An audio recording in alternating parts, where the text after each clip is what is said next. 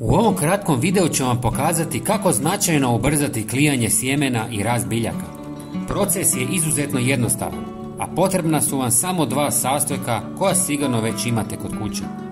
Ova metoda omogućava sjemenkama da u 24 sata upiju vodu koliko bi inače trebale za cijeli tjedan u zemlji. Rezultat: brže klijanje, ranije sazrijevanje povrća i biljke otpornije na bolesti. Za početak trebat će nam dva ključna sastojka. Prvi je jedna žlica stolisnika.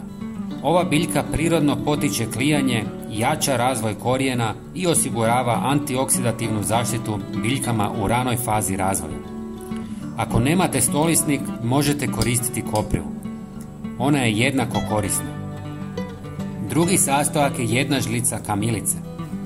Kamilica omekšava tvrde ljuske sjemena, pomaže im u upijanju vode i aktivira enzime potrebne za klijanje.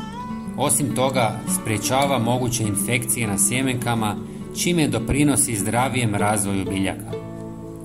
Oba sastojka stavljamo u čajnik i prelijemo ih vrućom vodom. Ostavimo da se tekućina malo ohladi, jer čaj mora biti mlak prije nego ga koristimo.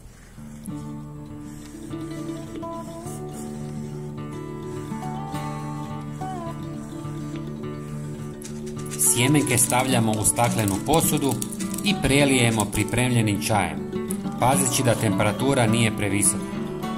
Namakanje traje između 24 i 48 sati, ovisno o vrsti sjemena. Već nakon 24 sata primijetit ćete promjene. Sjemenke će postati veće, svjetlije boje, mekše na dodir i spremne za sadnju. Čaj koji ste koristili nemojte baciti. Savršen je za zalijevanje tek posijanih biljaka, jer dodatno potiče rast i jača otpornost. Nakon namakanja sjemenke možete posaditi u zemlju ili teglu.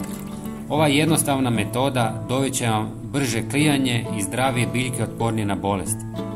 Prijatelji, javite nam iz koje zemlje nas gledate, a video podijelite s prijateljima koji vole vrtlarstvo. Hvala vam puno i pozdrav!